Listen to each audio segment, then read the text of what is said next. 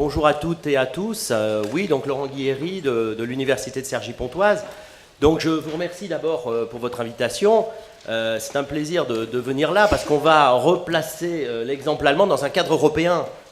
Bertrand a bien montré dans le réseau français qui est en train de se constituer que ces bus passent des frontières, qu'ils sont en train d'aller dans des villes de nos pays partenaires tout autour de l'Union européenne. Et du côté allemand, c'est peut-être l'élément qu'il faut garder dans cette présentation, c'est que maintenant en Allemagne, alors le marché n'a pas trouvé son équilibre, hein. On va voir, il y a un tâtonnement encore extrêmement impressionnant, mais les opérateurs allemands, en particulier Flixbus, Mein-Fairbus, le leader allemand, 70% des parts de marché, se pense comme un opérateur européen. Il a ouvert en 2015 une filiale en Italie, présent en France, donc on est vraiment dans une dynamique européenne, c'est extrêmement important de garder ça en tête, me semble-t-il. On est en train de faire l'Europe d'une certaine façon, on l'a peut-être pas trop fait avec le ferroviaire en France, hein, il faut savoir que mes travaux ont commencé, je suis allé observer la régionalisation des TER en Allemagne, ça a été mes toutes premières missions, et en Suède, pour le laboratoire d'économie des transports, pour voir ce qui se passait. Puis on a fait cette réforme de régionalisation, on a donné aux régions des compétences ferroviaires. Là, maintenant, on est lancé sur ces questions de bus interurbains, on voit que ça bouge, et les Allemands ont commencé il y a 3 ans, hein, donc c'est intéressant.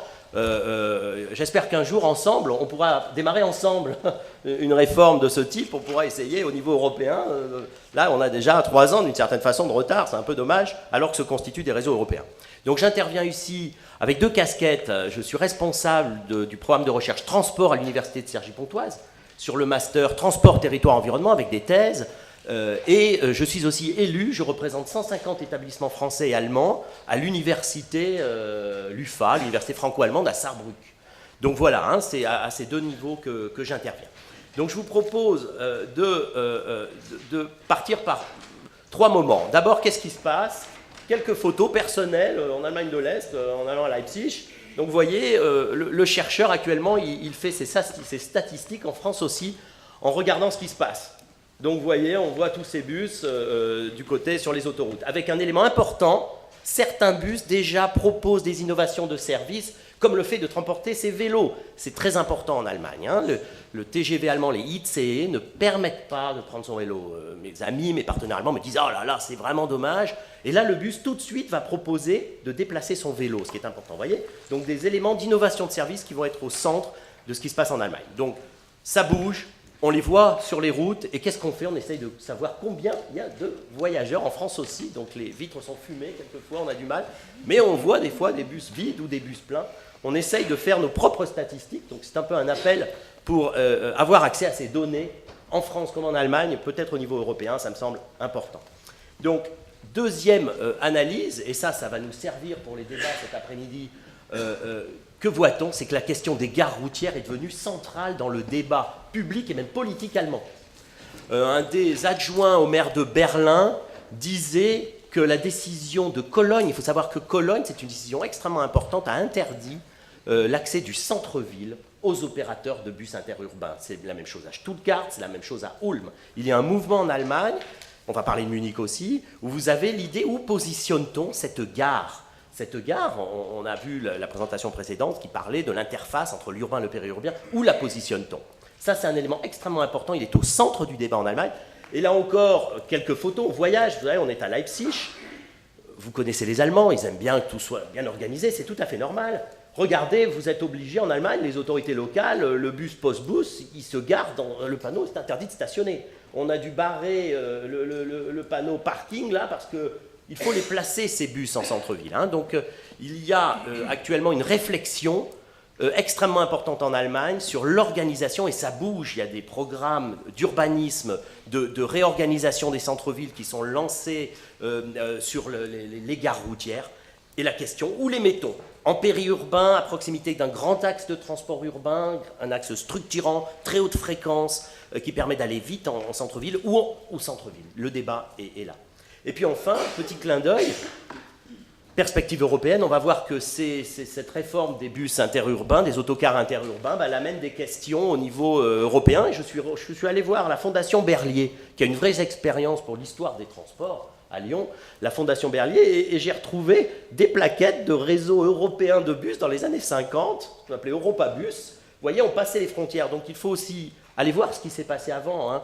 On a une expérience du bus interurbain très ancienne. Bon, Eurolines, c'est l'enceinte d'Eurolines d'une certaine façon. Hein. Donc, est terminée par des questions au niveau européen. Il va y avoir un besoin de régulation au niveau européen. Ça me semble extrêmement important sur différents points. Et on a des signes du côté allemand de ce besoin qui va apparaître de penser ces réseaux dans un cadre européen. Donc, tout d'abord, où en sommes-nous? Alors, brièvement, je pense que vous pourrez avoir accès au transparent. Cela a été lancé en 2013 avec une libéralisation totale. Alors, on a 100 km en France. Du côté allemand, ils ont pris 50 km pour protéger les réseaux de transport urbain, ou 1 heure de transport au départ du centre-ville. Il y a un élément de détail, il faut quand même enregistrer son plan de transport. C'est-à-dire, là aussi, on a une vision très Europe continentale, d'investissement à long terme. Il faut que les clients qui ont besoin d'une stabilité dans l'offre de mobilité, il n'y ait pas de changement de court terme. Donc, il faut tenir son plan de transport pendant au moins 3 mois. Hein, et après, on a une liberté de modifier ses plans de transport. Un élément important, là aussi, c'est le deuxième élément dans le débat public allemand, c'est l'idée de... Il n'y a pas de tarification sur les autoroutes en Allemagne. Hein. Il y a les poids lourds qui ont une tarification, la Maut, mais il n'y a pas de tarification sur les voitures. Et ce débat est en train d'apparaître. Hein. Évidemment, vous allez voir que la DB commence à dire, non mais là, il y a peut-être une distorsion de concurrence. Vous voyez, on arrive au niveau européen, fair competition, une concurrence qui soit saine, qui soit équilibrée entre tous les modes, de façon à arriver à une optimalité. Donc il n'y a pas de péage sur les autoroutes allemandes. C'est un avantage assez fort pour les bus qui va amener des niveaux de prix extrêmement... le marché n'est pas du tout positionné, on a des niveaux de prix de transport qui défient toute concurrence. On va le voir. Donc, la progression du marché est très rapide. 8 millions, on a maintenant 20 millions de voyageurs. C'est à peu près 80% sont en voyage, vraiment en déplacement en intérieur. La progression, je vous l'ai dit, les extensions de réseau se font maintenant au niveau européen. On va en parler. D'où viennent les voyageurs des bus interurbains en Allemagne? 38% ont abandonné la voiture pour aller vers le bus interurbain. 34% ont quitté le fer. Et 10%, c'est des trafics induits, c'est des nouveaux trafics qui ne seraient pas déplacés sans ce mode. Donc, on a une dynamique. Moi, j'ai formé des étudiants, une centaine d'étudiants franco-allemands dans le cadre de l'UFA. En Allemagne, vous avez un élément de flexibilité très fort sur le marché du travail. C'est 450 € sans charge sociale, patronale et salariale. Beaucoup de mes étudiants font une quinzaine d'heures, une dizaine d'heures par semaine comme ça. Donc c'est un élément fort de leur revenu, et donc ils voyagent en bus. Le réflexe du bus est maintenant systématique. J'ai des comparaisons de tarifs, il n'y a pas de comparaison possible. Quand vous êtes un étudiant, vous faites 10 heures de travail par semaine, vous avez en net 450 € par mois, et donc qu'est-ce que vous faites? Vous avez envie de faire la fête autant que... Et donc vous prenez des bus la nuit, il y a un développement des bus de nuit d'ailleurs, ça c'est les nouveaux développements, on va en parler. Donc, on a des relations 326 lignes, environ 1326 départs par jour. Au niveau des statistiques, tout ça, vous trouvez maintenant, on a atteint un niveau critique de qualité d'information. Le gouvernement fédéral commence à publier via le Bundesamt für Güterverkehr, l'Office fédéral du transport de marchandises, qui a aussi une mission d'observation du transport de voyageurs par autocar interurbain. Donc le gouvernement fédéral regarde cela, on a des rapports que je cite tout à l'heure.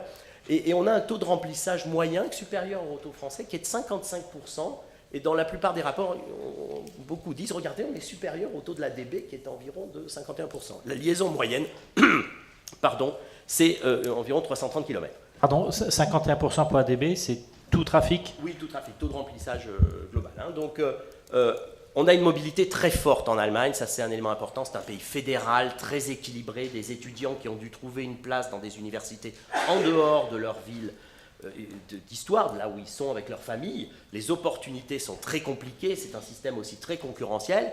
Il faut savoir qu'en Allemagne, les Allemands fondamentalement aiment la concurrence, ça c'est extrêmement important, c'est-à-dire que l'ADB, ils expriment depuis toujours, moi je suis très surpris, je trouve l'ADB particulièrement efficace dans un contexte très dur de transport de marchandises qui est mêlé au transport de voyageurs, de capacité limitée sur l'infrastructure. Les Allemands sont très critiques sur la DB, la ponctualité, etc. etc.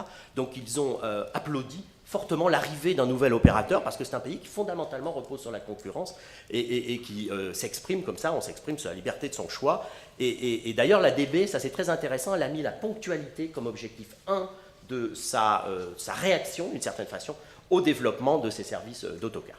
Donc le marché, vous avez une évolution, là aussi un élément important. concentration, vous avez une fusion extrêmement importante.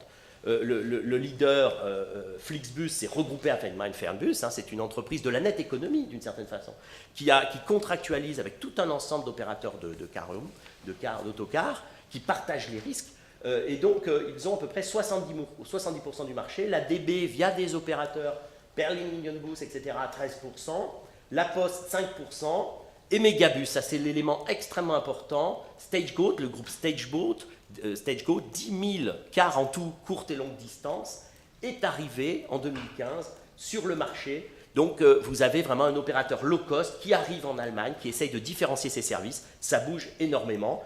Il y a eu aussi, ça c'est extrêmement important, des sorties du marché extrêmement douloureuses.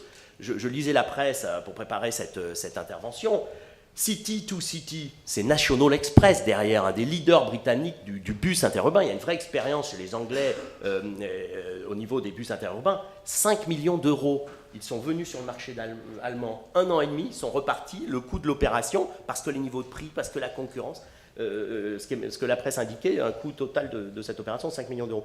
Eurolines est en train de fusionner ou a fusionné avec Postbus.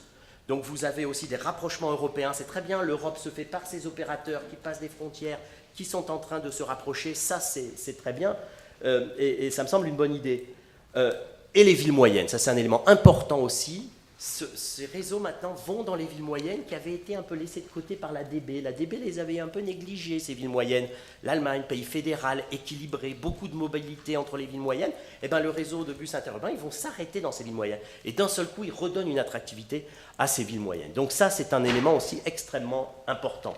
Alors, les collègues, évidemment, en Allemagne, ça c'est KIT, Karlsruhe Institute of Technology, travaillent sur ces questions. Donc la recherche commence à porter ces thématiques.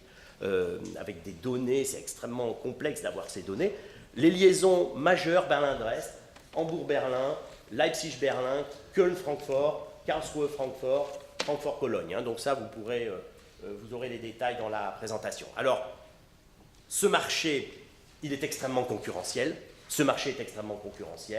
Les premières évaluations de coûts que l'on a, vous voyez, les collègues distinguent vraiment l'arrivée sur le marché de Megabus, avec une stratégie de low cost. Mais par exemple, certains de mes anciens étudiants me disent « mais il n'y a pas de Wi-Fi, on n'a pas la qualité de service de Flixbus ou de Postbus ou de la DB via Berlin Union Bus ». Donc, il y a un écart extrêmement fort entre les deux. Par rapport au ferroviaire, parce que c'est un élément important de la question qui m'est demandé de traiter devant vous, par rapport à la DB, l'écart est très très fort.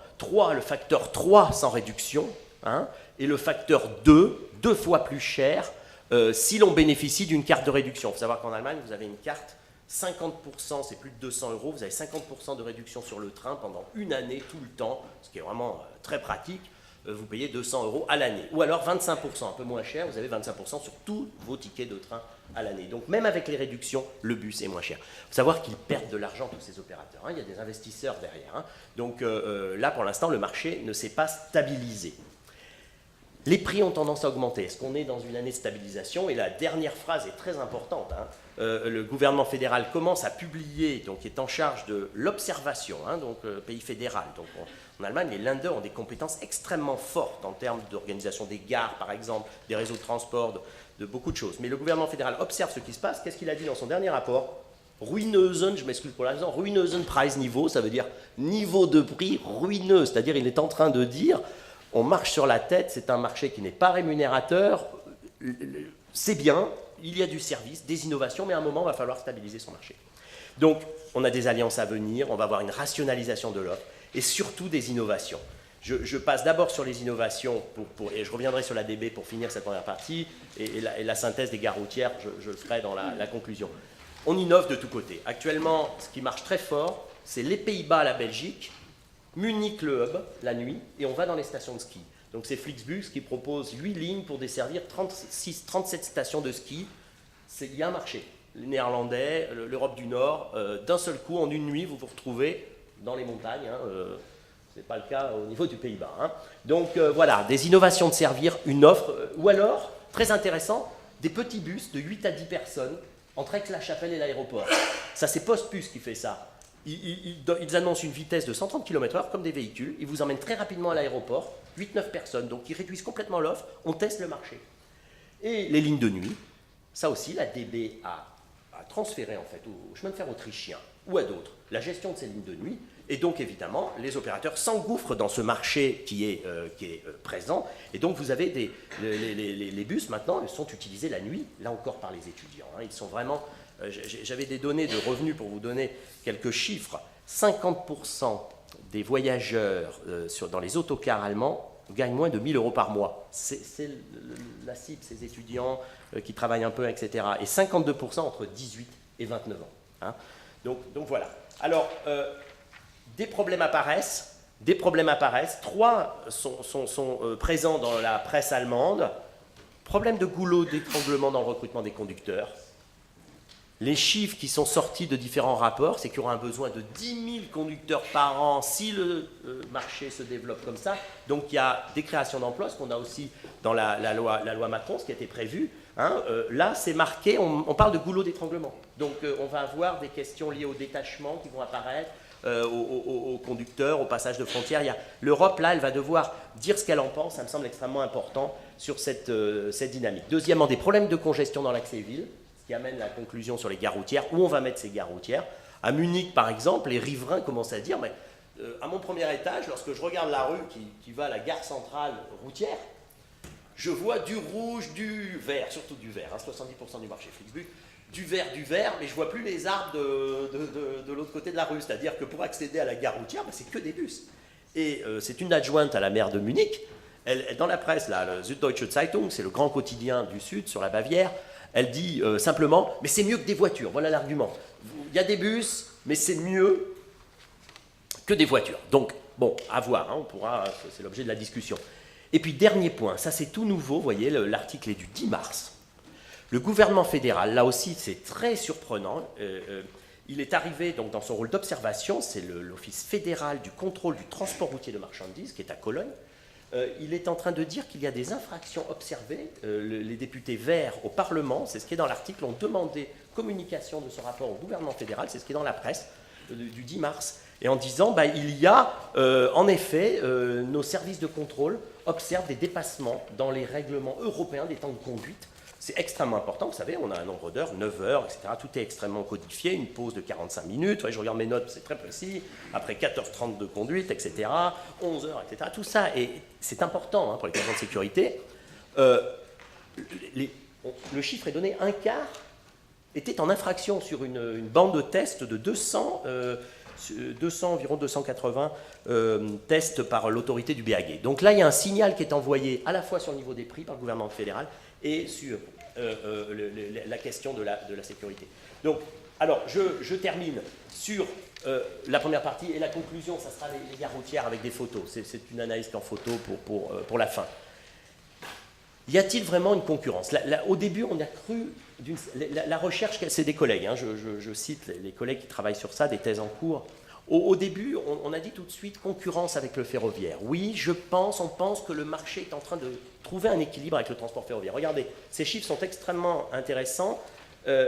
Madame Graham a fait une étude sur le 19 juin 2015. Elle observe 8200 connexions de trains régionaux avec des arrêts dans toute l'Allemagne. Hein, donc c'est un traitement assez lourd, des correspondances. Elle prend tous les trains régionaux de toute l'Allemagne. Hein. Donc elle a 8200, mais... là où il y a des bus interurbains, avec des arrêts, des changements, etc., elle arrive uniquement à 1800. Ce qui est plus intéressant, c'est les deux autres chiffres. 401 nombre de trains régionaux directs, de ville à ville par des trains régionaux. Et bien simplement sur 144, hein, donc 1 sur 3, il y a une concurrence avec un bus interurbain. Donc le marché, c'est ce qu'on lit des experts, c'est-à-dire que peut-être il va trouver un équilibre, ça renvoie un peu à ce qui a été dit au début, entre le ferroviaire et donc les bus interurbains. Alors je passe maintenant à la conclusion, je pense que je suis dans les temps. Hein. Je pourrais revenir dans la discussion sur la différence avec la DB. Hein. J'ai des éléments aussi sur les prix, la réaction des chemins de fer allemands face à ces innovations. Donc là, je reviens sur ces photos très claires. On se gare absolument n'importe où, vous n'avez pas de toilette, vous n'avez rien, vous discutez avec le chauffeur là au bord, c'est vraiment, on tâtonne, et toutes les villes se sont saisies de cela. Alors vous avez différents modèles, je passe très rapidement. Hambourg, vous avez un succès. Donc ici, c'est quelque chose qui a été fait avant, hein, avec un grand projet qui innove en termes d'architecture, d'urbanisme, de transparence. Hein, mais vous avez des salles pour les familles avec des bébés, des salles de douche pour les conducteurs, vous avez des restaurants, des kiosques. Donc Hambourg, en plein centre-ville, à côté de la gare, a une gare routière qui marche. Le modèle du succès, premièrement. Munich, là aussi une innovation majeure parce qu'en plus, la ville de Munich a fait appel à la Croix-Rouge. Ça c'est intéressant, c'est la Croix-Rouge qui est l'exploitante de cette gare routière. Alors quel est l'objectif? Peut-être pour dégager des ressources pour la Croix-Rouge. Ça c'est intéressant ce modèle. C'est un modèle qui n'est pas encore, qui marche pas très bien. Hein. Les résultats, voilà ce que j'ai pu avoir comme résultat. L'objectif c'est 42 000 bus par an. Et on en est à 29 000, donc il y a une tarification qui est donnée pour chaque bus qui rentre dans la gare. S'il reste plus de 30 minutes, il paye un surcoût, etc. Vous avez vraiment tout un système de tarification qui se met en place, que nous avons vu aussi dans d'autres conférences du côté français. Ça, on est en train d'avancer sur ça. Donc voilà. Alors, critique à Munich, ces bus sur les axes pour rejoindre la gare routière, la gare ferroviaire, pardon. C'est à 100 mètres de la gare ferroviaire. Hein. Il faut marcher une centaine de mètres. Très moderne. Là, on commence à avoir des critiques. Et ce qu'il faut retenir, c'est ça, c'est Cologne à Dinan. Cologne à Dinan. Et donc, demande aux bus interurbains, et dans la presse, vous avez des critiques très fortes des opérateurs qui disent « Attention, moi, ce n'est pas ce qui était prévu, je dois pouvoir aller au centre-ville ». Ulm a embrayé sur ce chemin. Stuttgart aussi, qui est en train de repenser, vous le savez, avec la grande gare de Stuttgart, des difficultés d'acceptabilité, est en train de repenser sa gare en centre-ville. Stuttgart aussi demande aux bus de se mettre à l'extérieur des villes, près d'axes structurants de transport régional, etc. Est-ce que, donc le débat est ouvert, voilà quelques photos de la gare de Munich, hein, donc c'est extrêmement moderne sur les technologies, les portes d'embarquement, les temps d'attente, on est vraiment dans un aéroport hein, pour autocar interurbain, mais en centre-ville. Donc voilà, et pour finir, perspective européenne, je reviens sur ce transparent, je crois que c'est l'élément important. Ces réseaux de bus interurbains, ils passent des frontières. Les étudiants qui les utilisent beaucoup en profitent pour aller rejoindre les soirées Erasmus, etc., etc. Ça marche au niveau européen. On sent ce réseau européen qui se diffuse. Et évidemment, il va y avoir des éléments de régulation importants au niveau européen qui vont apparaître. Parce que il y a un équilibre à trouver. L'Europe, c'est gagnant-gagnant pour tout le monde, évidemment. Donc un équilibre à trouver entre les opérateurs, un équilibre aussi sur les non-discriminations.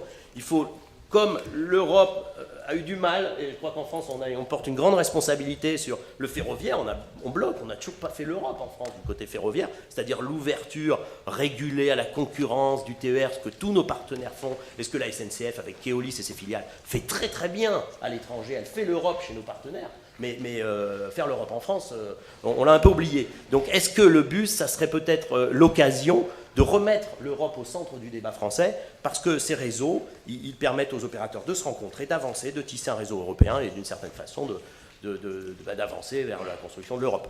Voilà, merci.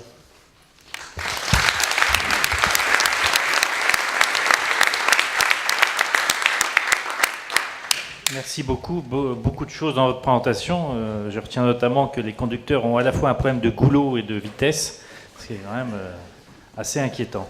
Une première question peut-être. Vous disiez que 50% des usagers étaient des étudiants, hein, entre 18 et 29 ans, qu'ils avaient un faible niveau de revenus, mais en même temps, 38% des usagers viennent de la voiture. Alors, quels sont ces autres usagers? Parce que les étudiants, par définition, ont peu ou pas de voiture. Quels sont ces transferts d'automobiles? Parce qu'on a on entend beaucoup dire que c'est très difficile d'aller chercher de la clientèle chez les automobilistes, qu'ils viennent plutôt du train ou voire du covoiturage. Quel est ce gisement d'automobilistes qui sont séduits par le car en Allemagne? Bon, alors d'abord, sur ces quelques chiffres, je peux les compléter d'ailleurs dans les notes que j'ai prises avant de venir. 48% ont travaillent à temps partiel, hein, donc 1 sur 2 travaille soit à temps partiel, soit à plein temps. Hein, donc là aussi, c'est un autre élément. Si je reprends les chiffres, hein, 50% moins de 1 000 € par mois, c'est étude de l'IGES, 52% entre 18 et 29 ans. Donc ça, c'est vraiment important. Il y a le Wi-Fi. qui joue beaucoup, hein, en France aussi. Hein. C'est quelque chose qui est très demandé par les jeunes, donc d'avoir l'Internet dans les bus, c'est un élément important. Il y a aussi, je ne l'ai pas montré, c'est très bien, ça va me permettre de revenir au transparent que j'ai laissé de côté, qui est important, c'est que beaucoup de liaisons, pas beaucoup, certaines liaisons par bus, très demandées, sont plus rapides que les chemins de fer. Parce qu'il y a une correspondance sur une gare, par exemple, en cul-de-sac, comme Leipzig, entre Dresde et Berlin. Donc le bus, vous avez l'exemple ici entre Berlin et Dresde, hein, vous avez en bas le bus 2h10, 3h18, 2h15, 3h18 pour les chemins de fer. On peut aller, c'est ce que vraiment on entend, on peut aller plus vite. Donc avant la voiture, c'est peut-être la rapidité. Moins cher, ça c'est vraiment important en Allemagne, hein, ça c'est un élément important. Le coût, on a des salaires, on comprend que l'Allemagne, c'était le Deutschmark, l'euro elle le voit du côté Deutschmark, nous on voit l'euro du côté France, on en veut beaucoup. Les Allemands, l'euro ils le voient du côté Deutschmark, c'est-à-dire rare, une monnaie rare. Donc, on n'en a pas beaucoup, mais elle a beaucoup de valeur, c'est tout la thématique européenne de l'euro. Et donc là, vous voyez, on avance vraiment le coût d'abord, les services ensuite, le vélo et le Wi-Fi, et vraiment, ça a été rappelé, le fait qu'on puisse aller plus vite que la DB. Donc ça, c'est important. J'en profite pour dire cet élément important de la présentation, donc merci de m'avoir fait revenir pour les questions de temps, j'ai accéléré sur ce transparent. Veolia, donc Interconnex, avait une offre ferroviaire, donc dans le cadre des règles européennes d'open access, d'ouverture des différents opérateurs du réseau ferroviaire. Ils ont fermé la ligne. Ils partaient de Leipzig jusqu'à Rostock-Warnemünde, toute l'Allemagne de l'Est via Berlin, via des lignes régionales. Ils payaient par train 1700 € à DB Netz. Chaque train qui circulait, 1700 € étaient donnés au réseau ferroviaire allemand. Ils ont pillé bagages, ils ont arrêté. La concurrence des bus interurbains a laminé. Donc ça, c'est un élément. On a un autre opérateur entre Cologne et Hambourg qui essaye de rester sur le réseau. Ça va être difficile, à mon avis, hein, de concurrencer la DB. Mais ça, c'est un élément important. Alors, pour revenir aux voitures, la voiture, c'est important en Allemagne, hein, même pour les jeunes. Donc, vous pouvez avoir une voiture d'occasion, très ancienne. Donc, je pense que la propriété de la voiture est importante. Hein, je pense avec quelquefois beaucoup de kilométrage. Je crois que j'ai répondu, hein, c'est-à-dire le coût, l'attractivité, le Wi-Fi, et voilà. Donc, c'est un élément important. Et la rapidité, vous voyez, en bas, on a vraiment des services ferroviaires qui peuvent être plus rapides. On a vu des images formidables de gares. Elles sont nées en 1 an, 2 ans, 3 ans. Les fameuses gares routières que vous nous montriez, les très belles gares routières, ça a été rapide. Je crois que Francfort, qui avait de grosses difficultés, hein, parce que Francfort, les bus arrivaient autour de la gare centrale, qui est vraiment une gare extrêmement impressionnante en Allemagne, et donc c'était, je crois, sur la gauche de la gare. Là, ça n'allait pas du tout. Ils ont apparemment lancé, là, très rapidement, un programme d'urbanisme pour mettre en place leur gare routière. Donc, il y a une volonté, en effet, d'aller vite sur cela. Mais Munich, oui. Mais alors, est-ce qu'elle est arrivée? Je pense, là, je n'ai pas le détail de Munich dans la foulée, mais elle est assez impressionnante. Hein. Je vous remontre les photos, le nombre de... Ah, je ne suis pas dans le bon sens. Le nombre de quais. Voilà. Vous avez voilà, 29 portes, hein, avec des tarifications. Je peux vous donner les chiffres. Munich, là, sous réserve, mais bon, c'est les notes que j'avais pris, 6 € par bus qui rentre. Hein, et ils peuvent rester 30 minutes sur leur aire de stationnement. S'ils dépassent ces 30 minutes, c'est 10 € par heure supplémentaire. Et vous avez tout un modèle que je présente, hein, c'est-à-dire la ville a acheté le terrain, elle a confié à Hortif, qui est un grand opérateur immobilier, un grand comme Bouygues ou Vinci chez nous, qui a construit, donc qui a fait le bâtiment, et l'exploitation, je reviens sur ça, c'est quelque chose, je crois qu'il faut creuser. Je n'ai pas plus d'informations. Elle a été confiée à la Croix-Rouge allemande, peut-être dans une logique philanthropique, altruiste, peut-être pour dégager des recettes pour la Croix-Rouge. Mais apparemment, c'est dur actuellement en termes de... Mais oui, très moderne. Merci, parce que 29 000 bus par an, c'est quelque chose comme 80 bus par jour, donc c'est quand même pas rien. Est-ce qu'il y a des questions? Mademoiselle.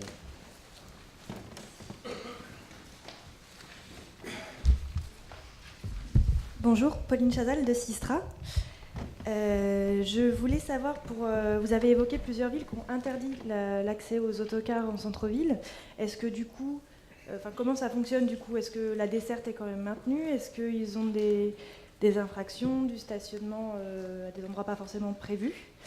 De même pour la gare de Munich, vous montrez que les objectifs ne sont pas atteints en termes de bus accueillis. Est-ce que c'est parce que la desserte s'est pas développée autant qu'on pensait, ou est-ce que c'est parce que je sais pas, la tarification est un frein et on a des bus qui vont se garer ailleurs, ailleurs que dans cette gare où c'était prévu? Et une autre question, est-ce que on voit que tous les exemples que vous citez sont souvent à proximité de la gare ferroviaire? Est-ce qu'il y a vraiment un besoin de connexion autocar-fer? Est-ce que vous avez des statistiques sur une éventuelle correspondance entre les usagers du train et les cars Macron, enfin, les autobus? Merci pour ces questions très précises. Très précises. En effet, donc ça c'est vraiment nouveau, hein. C'est ce qui apparaît dans la presse, avec cette phrase, je me répète peut-être, d'un adjoint à Berlin qui disait « mutige Entscheidung » en allemand, ça veut dire courage, décision courageuse. Donc en effet, ça c'est un élément fort sur Cologne. Mais il faut connaître Cologne, hein, c'est très concentré le centre-ville autour de la gare. Hein, vous avez l'immense cathédrale, le dôme, et donc c'est très concentré si vous voulez. Donc, on a vu récemment, oui. Donc si vous voulez, vous avez vraiment sur ça la ville. Donc il y a eu ces décisions, mais je vais pouvoir, moi, à mon avis, il faut les prendre avec l'idée de penser là aussi une intermodalité, une logique globale de transport. Vous avez des réseaux de transport urbain qui marchent bien. Il faut savoir qu'un bus qui rentre à ville, s'il est pris dans les bouchons, on a le temps de conduite du chauffeur qui tourne. Et donc là, on rentre dans les limites. On a les coûts de travail qui tournent aussi. On a les amortissements, le véhicule qui n'est pas prêt. Il y a des retards. D'ailleurs, beaucoup observent certains retards. Donc ça pose des problèmes de qualité de service. Donc si vous voulez, il faut poser cette question de l'entrée en ville parce qu'elle a un coût extrêmement important, à mon avis, pour les opérateurs. Salaire, immobilisation des véhicules, correspondance, etc. Du côté de la ville, il y a aussi les coûts, en effet. Donc, je n'ai pas d'infos, hein, mais elle n'est pas obligatoire, cette gare, à vérifier ça. Mais apparemment, Munich, c'est vrai qu'on peut, il y a une certaine flexibilité. Donc, c'était votre deuxième question. Je n'ai pas plus d'infos. Mais là, c'est important, le mouvement qui est pris par certaines villes. À Berlin, il se pose des questions aussi. Puisqu'on ne peut pas, à Berlin, la gare centrale ne permet pas aussi une gare routière. Là, vraiment, c'est pour ceux qui connaissent la configuration. D'un côté, vous sortez vers la chancellerie, de l'autre côté, vous êtes tout de suite sur il y a des ministères, transports et autres en particulier. Donc, si vous voulez, il n'y a pas la place. Donc, Berlin se pose cette question aussi. Donc, si vous voulez, il me semble que le débat est posé en Allemagne. Donc, vous avez cette ville de Cologne, ça c'est sûr. Il y a Ulm et il y a Stuttgart. Stuttgart qui refait son centre-ville, je vous l'ai dit, qui organise. Donc, c'est compliqué de mettre des bus au milieu d'un chantier. Et puis, alors, les correspondances. Aucune idée là, donc il y a des études à mener, aucune idée des correspondances entre ferroviaires. Pour l'instant, comme je vous le disais, les chemins de fer réagissent. Hein. Ils réagissent de différentes façons. Un Sparticket, c'est-à-dire il y a un tarif 19 € qui est proposé massivement en Allemagne sur beaucoup de liaisons. Plus d'une centaine de milliers de ces billets sont proposés. Donc il n'y a pas actuellement, je dirais, de correspondance ou d'entente. Alors les opérateurs de leur côté peuvent le faire, je pense aux opérateurs de transport d'autocars interurbains, mais du côté du ferroviaire, c'est vraiment ponctualité, parce que ça, ils ont compris que les bus, c'était quelquefois délicat, donc ils veulent absolument renforcer leur ponctualité. Ils sont critiqués, la DB est critiquée sur ça fondamentalement en Allemagne. Et puis, augmenter l'offre. Il paraît que les producteurs de trains sont très contents parce que la DB a demandé beaucoup de trains dans les ateliers. Elle veut en mettre plus sur les rails pour dire on va augmenter les fréquences aussi, l'offre, ce que j'ai lu dans la presse. J'espère que je réponds à vos questions, hein, correspondance, voilà. Merci. Une autre question, Pierre Van Corneval. Vous nous avez beaucoup parlé de la concurrence entre les cars et le fer, mais vous n'avez rien dit du régulateur. En France, c'est une grande question. On a une particularité qu'on partage, je pense, avec l'Italie et l'Angleterre, c'est qu'on a un régulateur multimodal. Comment ça se passe en Allemagne ? Alors, ça, on va dire, pour démarrer, la réponse, c'est qu'il y a une différence de culture, je dirais, fondamentalement. Hein. Le régulateur en Allemagne, c'est, à la base, il y a une théorie, ce qu'on appelle l'ordolibéralisme, l'économie sociale de marché. Pour résumer ça, c'est très simple, c'est autant de marchés que possible et autant de régulation d'État que nécessaire. Donc ça veut dire quoi? Alors qu'en France, on appelle beaucoup à la puissance publique, à la régulation, c'est notre histoire. Mais du côté allemand, on va d'abord faire appel au mécanisme de marché. Hein, donc autant de marchés que possible, parce qu'on sait que les incitations, la qualité de service, le dynamisme, la maîtrise des coûts, on le voit du côté de la SNCF, la maîtrise des coûts, ce qui fait que les bus, d'un seul coup, vous ne pouvez plus être compétitifs, coût de production ferroviaire et évidemment coût de vente. Donc si vous voulez, à la base, il y a cela comme idée. Donc on va laisser le marché avec les règles que j'ai énoncées au début. 50 km, les transports urbains sont pris en compte, etc. Les maires s'expriment, le fédéralisme allemand fonctionne sur ça. Donc à partir de là, la régulation, elle fonctionne. Au niveau de, vous avez un Bundesnetzagentur en allemand, c'est-à-dire l'agence fédérale des réseaux, une sorte d'énorme agence qui fait le ferroviaire, qui fait aussi les bus interurbains, qui fait l'électricité, les télécoms, et qui régule ça. Alors on la voit peu, ça c'est vraiment intéressant, on la voit peu, et il y a eu une surprise. Alors vous avez aussi un autre organe, c'est la Monopol Commission, la commission des monopoles. Ça, c'est un élément important du fédéralisme allemand, éviter la constitution de grands cartels, de grands trusts, de grands monopoles tentaculaires. Si vous voulez, je vous renvoie à ce qui s'est passé avant. Malheureusement, ça a été une tragédie, mais c'était dû à cela, de grandes entreprises qui avaient une dominance de marché terrible, un pouvoir de marché terrible. Donc, très tôt après la Deuxième Guerre mondiale, les Américains ont fait ça, ça a été important, cette idée d'éviter les grands trusts. Donc vous avez une commission des monopoles qui surveille ces monopoles, qui surveille les abus de position dominante. Donc vous avez les institutions pour réguler cela, mais d'abord on fait confiance au marché en Allemagne. Ça c'est un élément important. Et il y a eu une décision moi qui m'a surprise vraiment personnellement, c'est lorsque vous avez eu la fusion entre Flixbus et Mein-Fernbus. Donc il faut revenir sur les parts de marché. Voilà. On avait un marché équilibré, 20% Mein-Fernbus, 20% Flixbus. Et ils ont décidé de s'associer. Vous voyez les coûts financiers, les prix, je vous ai donné. 3, 5, 7 euros, vous faites 200, 300 km, vous cherchez la rentabilité derrière, le modèle économique, il va arriver. Mais j'ai été très surpris. Et la commission de régulation des contrôles des concentrations a dit mais il y a concurrence intermodale avec les chemins de fer. Vous avez une concurrence intermodale, chemin de fer, donc on n'interdit pas le... On n'interdit pas, tout à fait. C'était personnellement une grande surprise.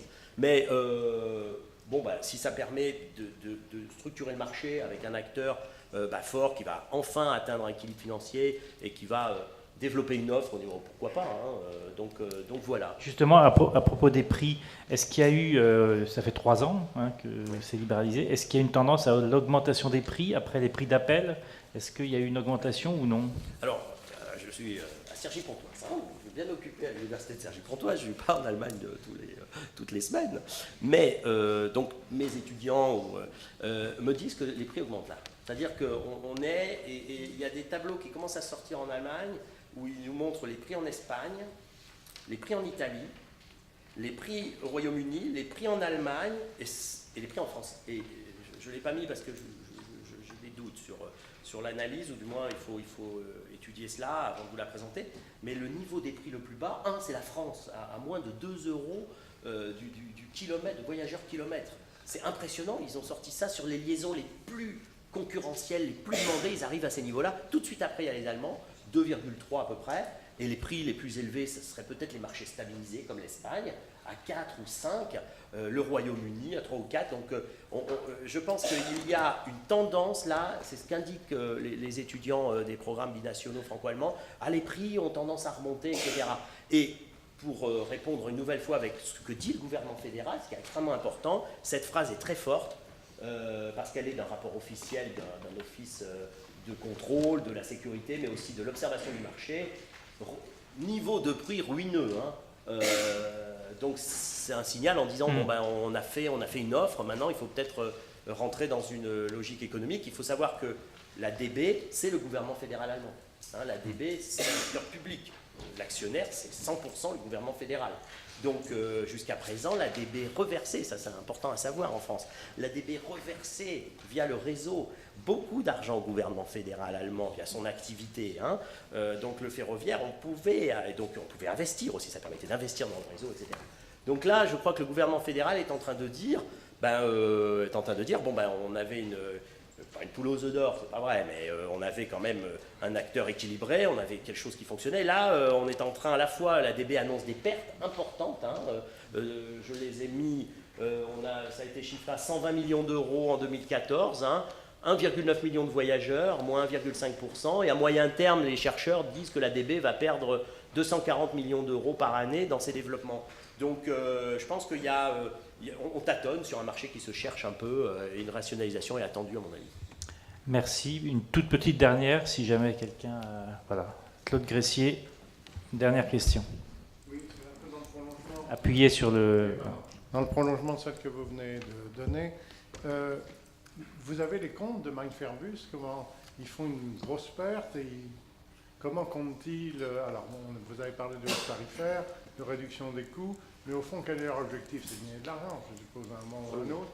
Et ils n'ont pas... Vous n'avez pas d'ordre de grandeur de l'investissement que représente cette perte Non, ça c'est, on ne le voit pas. Je pense que la recherche petit à petit va rentrer sur ces thématiques-là. Il y a des investisseurs derrière, ça c'est important. Hein. L'entreprise se considère comme une entreprise de la net économie, hein, donc avec un modèle économique, il y a des plateformes d'interface entre le service, les clients, etc. Ça il y a un savoir-faire vraiment impressionnant. Donc, et puis il y a un marché. Et c'est ce que je disais, on sent vraiment l'envie de chercher des niches, c'est-à-dire d'aller trouver la niche. Et là, je trouve cette idée intéressante pour l'hiver, hein, c'est-à-dire à nos amis néerlandais qui adorent le ski, ils viennent chez nous plutôt, c'est amusant, mais c'est bien, c'est l'Europe, on va partout. Et bien hop, vous venez à Munich, hop de nuit, tout en bus de nuit, hein, et à Munich vous allez dans les Alpes bavaroises ou en Autriche ou peut-être chez nous. Donc on est vraiment, vous voyez, il y a un marché, il y a un cœur de marché, me semble-t-il, qui n'est peut-être pas encore rentable, ça le gouvernement fédéral a l'air de le dire, moi je le lis comme ça, et on cherche des niches où on peut aller s'installer, et donc je pense qu'il y a un tâtonnement encore de ce côté-là. On posera peut-être la question, Claude Gressier, cet après-midi à Yvan Lefranc-Morin, qui est directeur du développement de Flixbus, peut-être qu'il nous donnera des indications sur le modèle économique en Allemagne, voire même le modèle économique en France. On verra cet après-midi. Merci beaucoup, Laurent Guillery, pour cette présentation.